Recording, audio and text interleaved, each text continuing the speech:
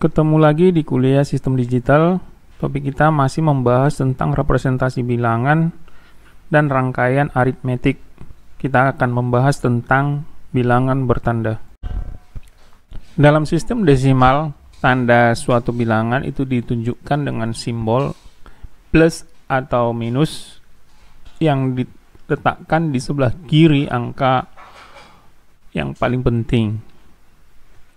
Dalam sistem biner, tanda suatu bilangan itu dilambangkan dengan bit yang paling kiri. Untuk bilangan positif, bit yang paling kiri itu sama dengan 0, dan untuk bilangan negatif sama dengan 1. Kalau kita lihat di sini format representasi bilangan biner, di sini kita lihat bahwa untuk bilangan yang tidak bertanda, magnitude itu menempati bit 0 sampai bit ke n dikurang 1, yang ke arah most significant bit. Sedangkan di sini kalau kita lihat yang untuk sign number, bit yang paling kiri itu akan menempati sebagai bit tanda. Jadi di sini 0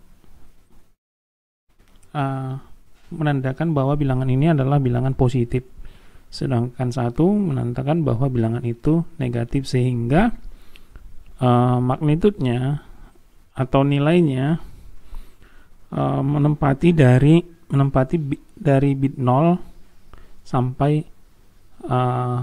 bit ke n dikurang 2.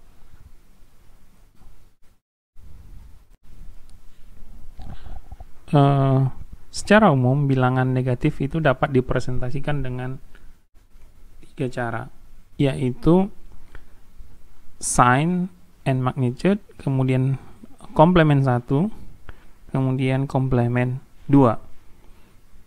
Nah, jadi kalau kita lihat contohnya di sini, plus 5 untuk sign and magnitude, plus 5 itu dipresentasikan dengan 0 di bit yang paling kiri, sementara untuk negatif 5 atau negatif itu direpresentasikan dengan tanda 1 di bit yang paling kiri.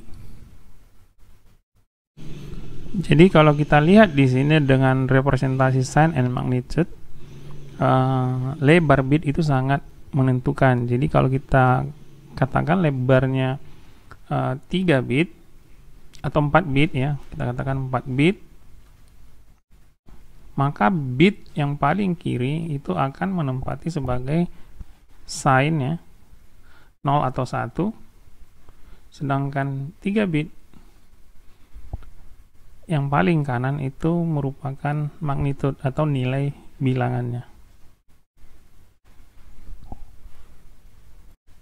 Sebagai contoh, kita ingin merepresentasikan bilangan desimal plus 2 dan minus 2. Nah, kita tentukan dulu kita mau representasikan dalam berapa bit. Kita katakanlah kita ingin merepresentasikan dalam 4 bit. Sehingga kalau kita lihat, biner dari 2 itu adalah 1, 0. Nah, ketika kita representasikan dengan 4 bit, maka untuk nilai positif 2 itu, maka bit yang paling kiri kita beri tanda 0, kemudian kita tambah 1 bit lagi, sedangkan untuk minus 2 itu kita representasikan dengan tanda 1, kemudian kita ikuti dengan magnitudenya seperti ini. Jadi 1, 0, 1, 0. Pada skema komplement 1, bilangan negatif n bit k itu kita peroleh dengan rumus seperti ini. 2 pangkat n dikurang 1 dikurang p, di mana p ini adalah bilangan positif ekivalennya. Jadi misalnya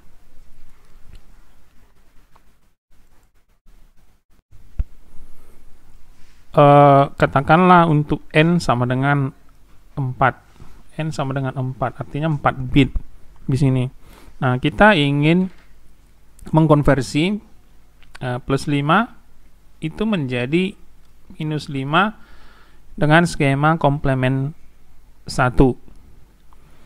Nah, jadi kalau kita lihat dengan rumus ini, maka nilai komplement satunya sama dengan, kita dapatkan di sini 2 pangkat n atau 2 pangkat 4 dikurang 1 menjadi, kita langsung dalam bentuk biner 1, kemudian dikurang positif 5 dikurang 5. P itu adalah ekuivalen positif ya dari bilangan yang mau kita konversi. Jadi positifnya 5 itu adalah 0, 1, 0, 1. Jadi di sini kita lihat komplement 1 itu adalah menjadi 1, 0, 1, 0. Contoh kedua, kita ingin mengkonversi plus 3 menjadi minus 3. Di sini tetap kita menggunakan menggunakan n sama dengan 4. Nah, komplementnya dapat kita hitung menjadi 2 pangkat n dikurang 1, n4 itu sama 1, 1, 1, 1 dalam bentuk binernya, kemudian dikurangi P-nya itu adalah nilai positif dari minus 3. Jadi 0, 0, 1, 1. Jadi di sini kita lihat komplementnya adalah 1, 1, 0, 0. Bagaimana dengan skema komplement 2? Jadi kalau K1 itu adalah komplement pertama dari P dan K2 adalah komplement kedua dari P. Dari sebelumnya kita sudah ketahui rumus K1 komplement 1 itu adalah 2 pangkat n dikurang 1 dikurang P, maka K2 sama dengan 2 pangkat n dikurang P. Jadi kalau kita lihat dari rumus K1 dan K2 ini, maka K2 ini juga dapat kita tuliskan dalam bentuk komplement 2 atau K2 itu sama dengan K1 ditambah 1. Sekarang kita mau menyelesaikan contoh.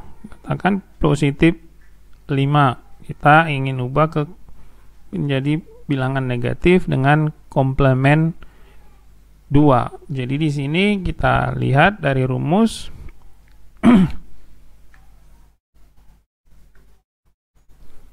dan dari penyelesaian sebelumnya kita lihat bahwa komplement 1 dari minus 5 ini adalah 1, 0, 1, 0.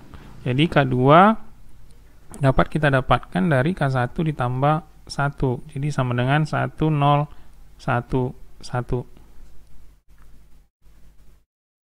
Contoh kedua, kita ingin mengubah plus 3 menjadi minus 3 dengan komplement 2. Jadi dari sebelumnya kita sudah ketahui bahwa komplement minus 3 untuk di komplement 1 itu adalah 1, 1, 0, 0. Jadi K2 dapat kita hitung K1 ditambah 1. Jadi menjadi 1, 1, 0, 1. Jadi dari tabel ini kita lihat representasi 4 bit integer bertanda untuk 3 skema yang ada, yaitu sign and magnitude, komplement 1 dan komplement 2. Nah, dari contoh yang tadi kita selesaikan untuk K1 dan K2, kita lihat di sini untuk minus 5 kita lihat K1 1, 0, 1, 0 ya. Jadi kita lihat di sini hasilnya 1, 0, 1, 0. Kemudian K2-nya untuk minus 5 yaitu 1, 0, 1, 1 ini. Kemudian minus 3 untuk K1-nya adalah 1, 1, 0, 0 minus 3 ini 1, 0, 1, 1, 0, 0 dan K2-nya untuk minus 3 adalah 1, 1, 1, di sini. Jadi di sini kita lihat untuk sign and magnitude-nya, nilai, kita perhatikan di sini untuk nilai 0 di sini ya, ada dua ya, 0 plus dan minus 0 ya. Jadi di sini di mana semua bit magnitude-nya 3 bit terakhir itu 0, dan bit yang paling kiri adalah 0 untuk plus, dan 1 untuk minus. Sedangkan untuk komplemen 1 dan 2 itu hanya ada 1 ya, 0, plus 0 dan plus 0 saja. Jadi di sini kita lihat bahwa kelemahan dari, salah satu kelemahan dari sign and magnitude itu tadi, untuk nilai minusnya, nilai 0 ada 2, yaitu minus 0 dan minus plus 0. Selanjutnya juga kita perhatikan di sini, katakan untuk lebar 4 bit, kita perhatikan bit yang paling kiri, jika dia bernilai 1 di sini, 1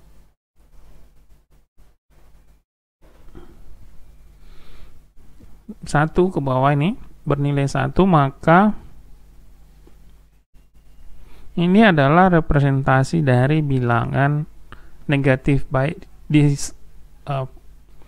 di format sign and magnitude komplemen 1 maupun komplemen 2.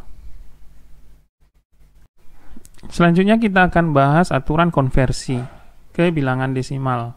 Jadi kalau tadi dari desimal ke komplemen, nah sekarang sebaliknya dari komplemen ke desimal. Nah, untuk komplemen 1, jika positif, jadi di sini bit yang paling kiri itu adalah 0, maka konversi dari binary langsung bisa dilakukan, konversi dari binary ke desimalnya.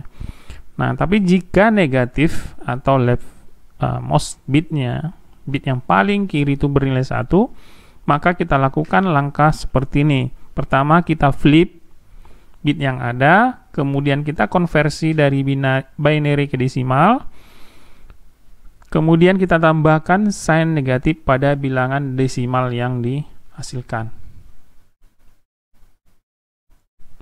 Jadi di sini flip artinya kalau dia 0, maka kita flip menjadi 1, sebaliknya kalau 1 kita flip menjadi 0. Nah, sekarang contoh kita akan mengubah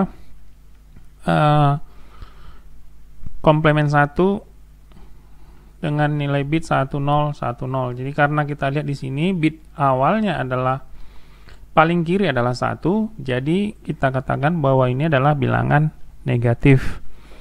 Nah, kemudian kita flip. Langkah pertama kita flip.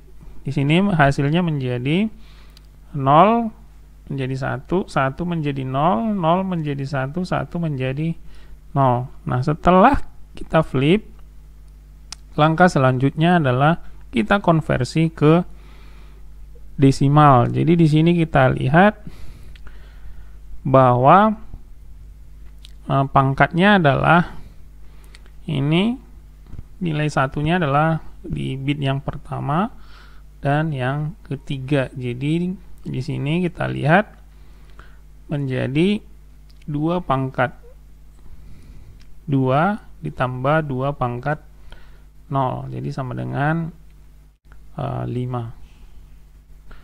Nah, jadi karena ini adalah bilangan negatif, maka kita tambahkan tanda negatif di depannya menjadi minus 5.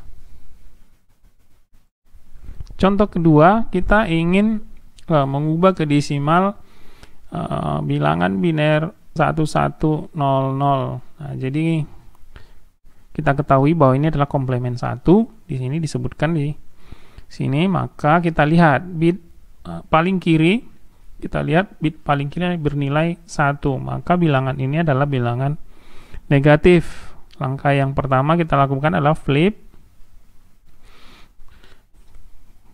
Kita lihat di sini, kita flip menjadi 1, 0 menjadi 1, 0 menjadi 1, 1 menjadi 0, 1 menjadi 0. Kemudian ini kita konversi menjadi desimal, menjadi 2 pangkat 1 ditambah 2 pangkat 0 sama dengan 3. Nah, karena kita ketahui ini bilangan negatif, maka kita beri tanda di sini menjadi minus 3. Bagaimana aturan konversi untuk komplemen 2? Nah, jadi di sini kita perhatikan bahwa aturan konversi dari komplemen 2 ke desimal itu hampir mirip dengan komplemen 1, tapi di sini kita lihat ada penambahan ya, tambah dengan 1. Setelah di flip ditambah dengan 1. Kemudian langkah selanjutnya sama. Jadi kalau kita lihat di sini, jika positif atau bit yang paling kiri 0, maka bisa langsung dilakukan konversi dari binary ke desimal. Nah, tapi kalau negatif atau bit yang paling kiri bernilai 1, lakukan langkah ini. Langkah pertama flip bitnya, kemudian tambahkan dengan langkah kedua, tambahkan dengan 1, langkah yang ketiga konversi dari binary ke desimal, langkah yang keempat tambahkan sign negatif pada bilangan desimal yang dihasilkan. Untuk memperjelas, kita berikan contoh. Diketahui bilangan komplemen 2, 1, 0, 1, 0. Kita ingin konversi ke desimal. Nah, kita cek yang bit yang paling kiri bernilai 1, maka bisa kita tentukan bahwa bilangan ini adalah negatif.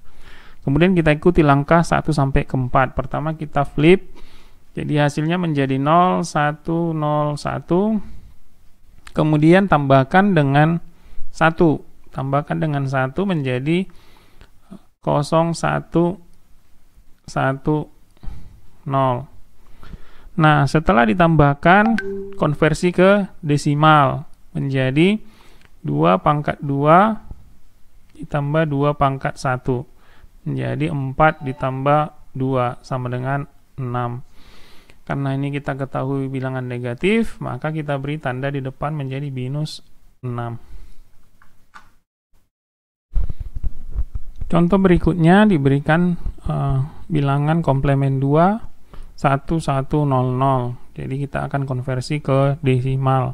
Pertama-tama kita lihat bit yang paling kiri bernilai 1, maka bilangan ini adalah negatif. Kemudian kita lakukan langkah yang pertama, flip bit.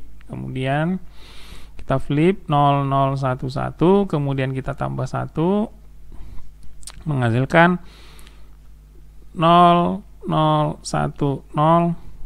Kemudian kita lihat di sini langkah yang ketiga, konversi ke desimal. Di sini menjadi 2 pangkat 2 sama dengan 4. Karena ini adalah bilangan negatif, kita beri tanda di sini menghasilkan menjadi bit minus 4 desimal.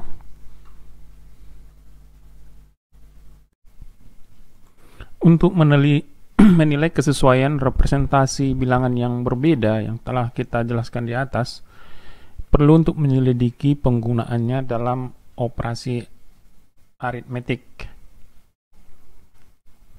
khususnya penjumlahan dan pengurangan.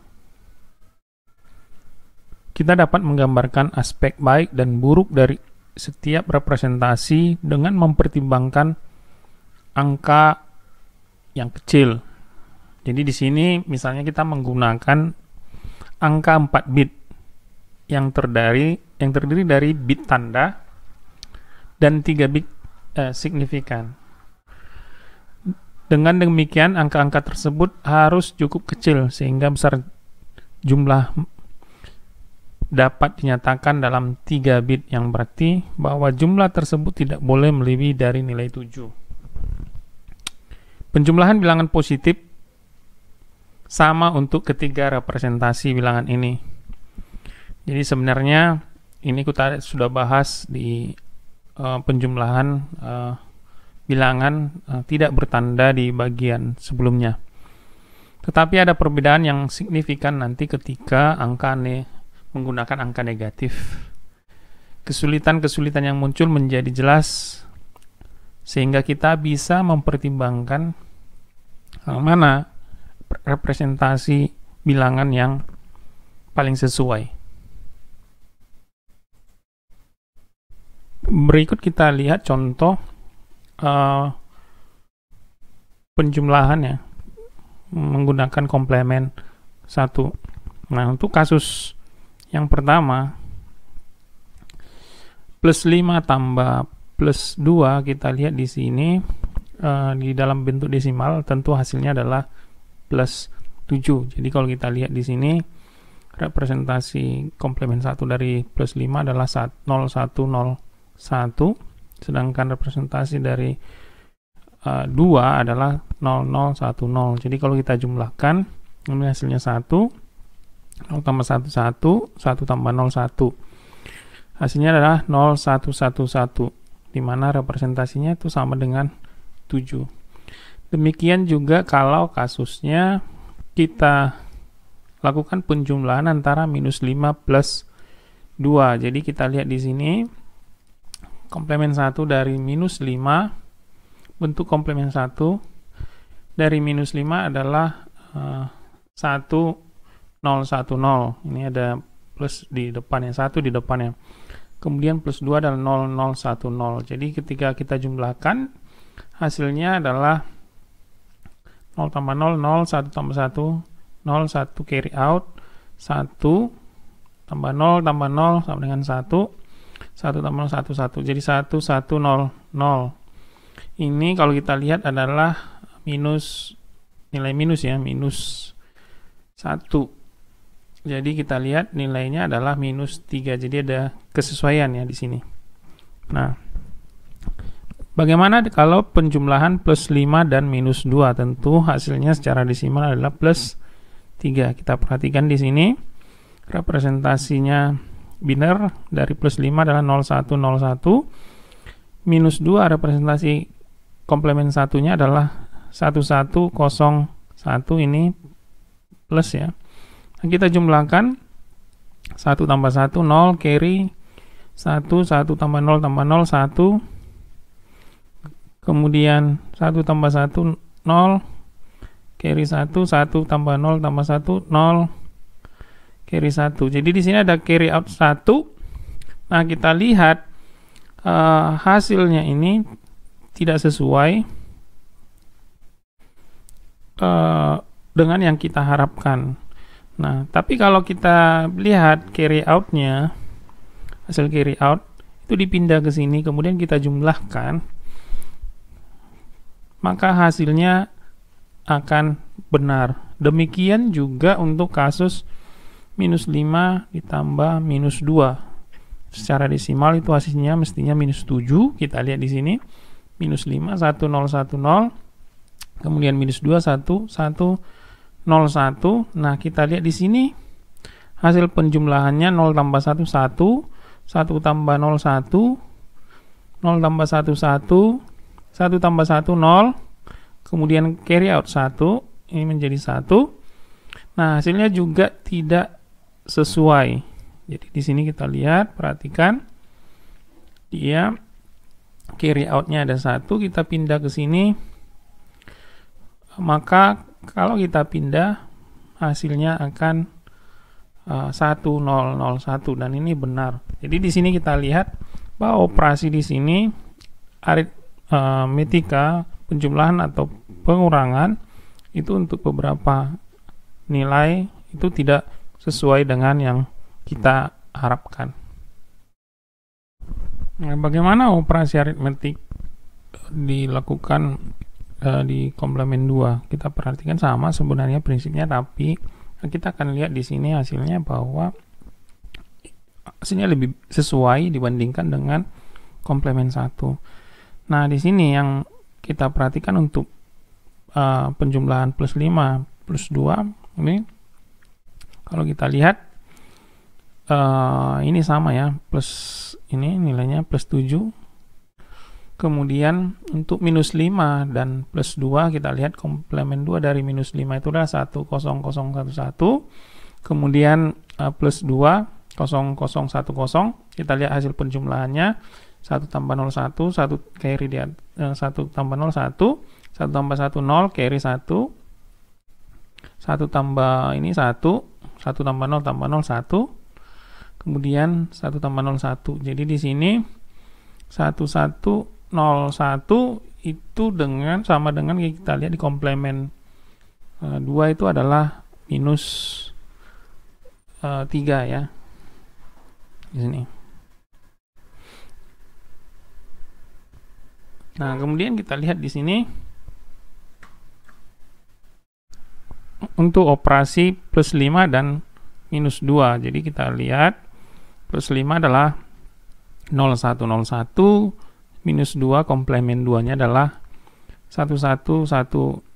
Jadi kalau kita jumlahkan 1 tambah 0 1, 1 tambah 0 tambah 1 1, 1 tambah 1 0, carry out 1, 1 tambah 1 0, carry out 1, ini 1. Jadi di sini kita lihat hasilnya adalah 10011. Jadi ada bit di paling kiri ya. Kita lihat itu bisa kita abaikan. Nah, ini hasilnya akan sama dengan plus 3 karena bit paling kiri itu adalah 0 ya, berarti nilai positif. Jadi bisa kita lihat hasilnya sesuai dengan yang kita harapkan dengan menggunakan desimal ya. Nah, bagaimana dengan operasi minus 5 dan minus 2 penjumlahan ya? Kalau kita lihat desimalnya adalah minus 7. Kita lihat di sini dengan komplemen dalam format komplemen 2 kita lihat minus 5 itu adalah 1011, sedangkan minus 2 itu komplemennya adalah 1110. Kita jumlahkan 1 tambah 0 1, 1 tambah 1 0, carry 1, 1 tambah 1 tambah 1, 1 tambah 1 0, 1 carry di atas 1, 1 tambah 1 tambah 1 1, carry out 1, ini 1. Nah, kita lihat di sini hasilnya adalah 1001. Jadi kita perhatikan bahwa di sini paling kiri 1 berarti dia bilangan negatif. 1001 itu kita lihat 1001 untuk komplemen 2 adalah minus 7 ya. Jadi hasilnya sesuai dengan mengabaikan bit carry out ya, carry out yang paling kiri. Dari sini dapat kita simpulkan bahwa notasi komplemen 2 itu sangat cocok untuk implementasi operasi penjumlahan. Bagaimana dengan operasi pengurangan menggunakan komplemen 2? Jadi kita perhatikan di sini sebenarnya kita bisa melakukan operasi pengurangan dengan mengubah bentuknya menjadi negatif atau negatif dalam komplemen 2. Jadi kita perhatikan di sini operasi desimal plus 5 dikurang plus 3 plus 2 akan menghasilkan plus 3. Jadi kalau kita lihat dalam bentuk binary ini 0101 dikurang 0010, kita konversi ke komplemen negatif 2 ya. Di sini kita ubah nanti operasinya menjadi operasi penjumlahan. Jadi di sini hasilnya itu sama dengan mengabaikan yang carry out yang paling kiri ya. Kemudian kita lihat di sini juga sama, operasi pengurangan desimal plus 5 ditambah 2 dikurang 2 ya. Itu kita lakukan menjadi operasi penjumlahan ya. Penjumlahan di sini ini minus 5 dikurang plus 2 ya. Jadi di sini kita lihat ini minus 5 komplemen. Kemudian yang plus 2 yang ini kita ubah menjadi dalam bentuk minus 2 ya, komplemen ya. Komplemen 2 akhirnya hasilnya 1110. tapi kita jadikan menjadi operasi penjumlahan dan hasilnya itu sesuai dengan yang kita harapkan. Jadi dari kesimpulan ini sebenarnya bisa kita lihat bahwa operasi ya, dari kesimpulan ini bahwa operasi pengurangan itu dapat direalisasikan sebagai operasi penambahan menggunakan komplement 2 ya. Jadi terlepas dari tanda-tanda kedua operan yang ada di setiap bilangan ya. Oleh karena itu, seharusnya dimungkinkan untuk menggunakan rangkaian penambah yang sama untuk melakukan operasi penjumlahan dan pengurangan. Seperti kita lihat pada contoh yang tadi, katakan dua bilangan X dan Y. Nah, jika kita ingin melakukan operasi pengurangan dan penjumlahan, maka kita bisa lakukan, untuk penjumlahan kita bisa lakukan operasi X tambah Y. Sedangkan kalau kita melakukan pengurangan di mana Y adalah komponen pengurang, X kurang Y, maka ini sebenarnya bisa kita lakukan dengan operasi yang sama, penjumlahan, tetapi kita akan mengubah operan dari Y di sini menjadi negatif ya, negatif, atau nantinya kita akan ubah ke komplement 2. Jadi di sini kita lihat dari prinsip ini dapat kita simpulkan bahwa ketika kita mengimplementasikan unit penjumlahan dan pengurangan, dapat tetap menggunakan komponen penjumlahan yang sama seperti ini. Nah, selanjutnya bagaimana kita menggunakan rangkaian komplement 1. Jadi kalau kita kembali ke komplement 2, kita kembali ke komplement 1, bahwa kita lihat di sini komplement 1 itu adalah komplement dari biner nilai aslinya. Jadi kalau kita lihat di sini nilai P5 itu adalah positif 5 itu adalah 0101, maka komplementnya adalah menjadi 1010. Sedangkan 3 positif 3 ini positif 3 itu komplement minus 3, komplementnya menjadi 1101. Jadi di sini kita perhatikan komplement itu bisa kita implementasikan menggunakan operasi XOR. Jadi katakanlah bilangan itu adalah, yang akan kita komplement itu adalah nilai Y sebagai pengurangnya. Jadi di sini kita lihat tabel XOR itu, katakan ini Y dan B ini nanti adalah sebagai pengontrol. Kita perhatikan ketika kita ingin melakukan komplement terhadap bilangan Y, maka kita akan set, kita perhatikan output yang berbeda ya di sini. Ini output yang berbeda, inputnya 0, dia menghasilkan 1. Ketika inputnya 1, dia menghasilkan 0. Ketika kontrolnya itu bernilai 1. Nah, jadi di sini kita lihat bahwa kita beri kontrol terhadap apakah dia operasi penjumlahan atau pengurangan. Jadi di sini ada tanda add bar ya. Add bar itu menyatakan nilainya adalah 0, sedangkan sub itu bernilai 1. Jadi ketika nilai 1, subnya bernilai 1, ini kontrolnya bernilai 1, di sini dari tabel kebenaran ini, maka dia akan melakukan operasi komplement. Nah, operasi komplement ini sebenarnya masih komplement 1 ya, komplement 1. Komplement 1. Nah, untuk komplement 2 kita perhatikan tadi bahwa komplement 2 itu adalah K1 plus K2 itu adalah K1 tambah 1. Nah, jadi di sini kontrol tadi kita tambahkan sebagai carry in di sini. Sebagai carry in. Jadi kita implementasikan karena sub tadi adalah nilainya 1, maka kita tambahkan sebagai carry in, sehingga outputnya di sini ketika kontrolnya adalah 0, artinya tidak dilakukan komplement, dan ini adalah merupakan operasi penjumlahan terhadap bilangan yang sebenarnya. Jadi bilangan yang sebenarnya nanti yang akan sebagai input bilangan dari Y itu yang menjadi input di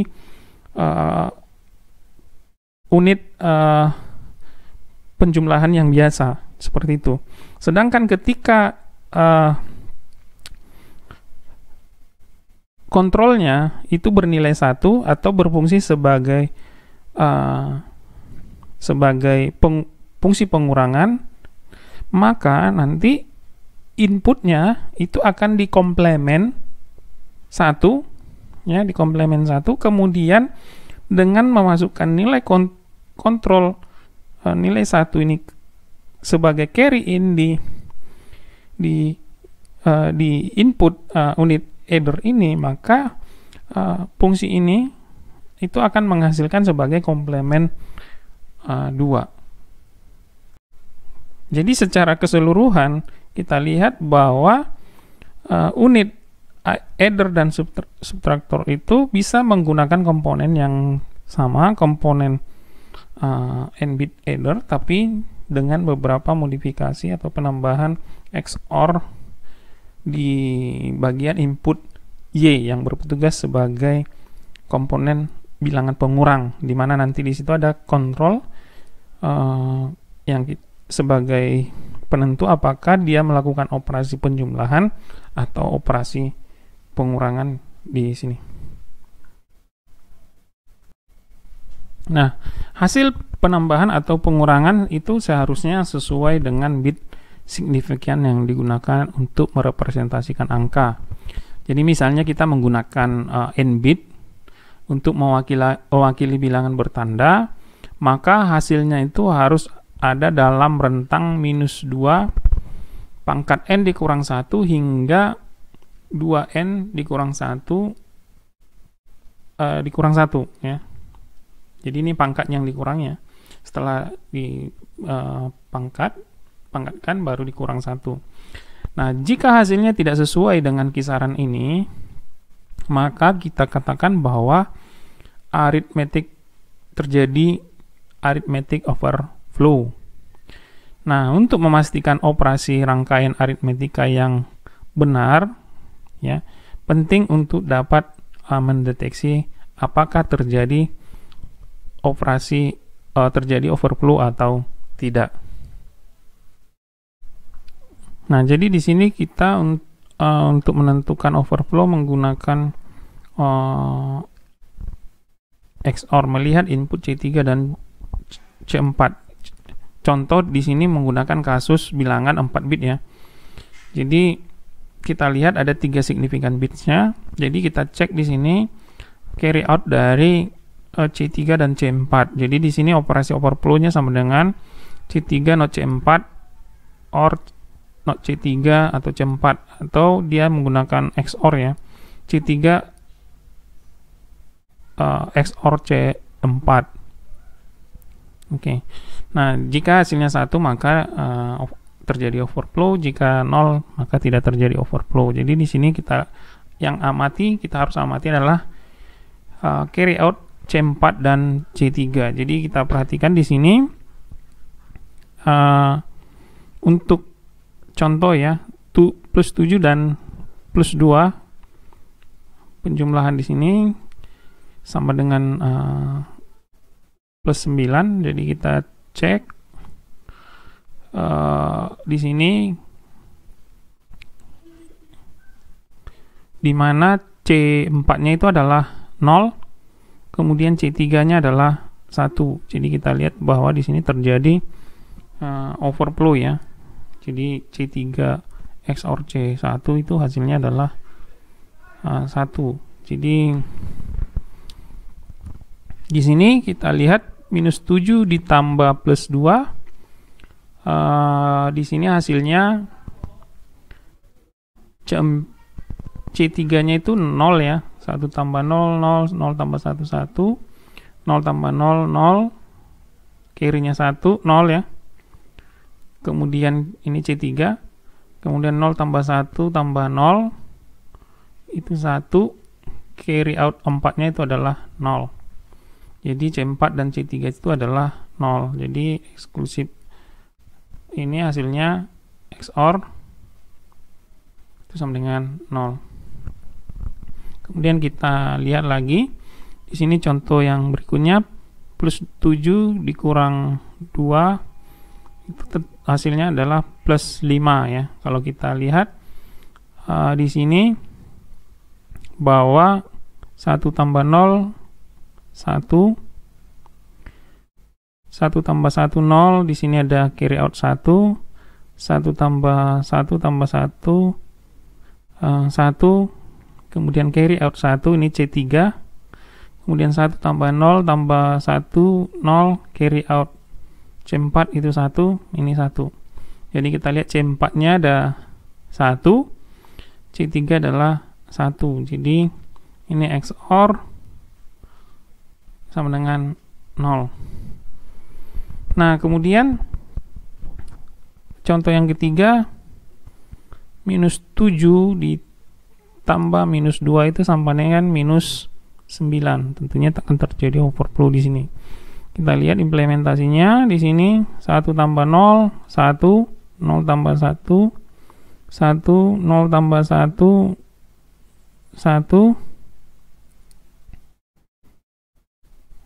ini carry out-nya 0, C3 nya, kemudian 1 tambah 1 0, carry out-nya 1, C4 jadi 1. Jadi sini C4 nya 1, C3 0, ini XOR itu sama dengan 1, artinya terjadi overflow.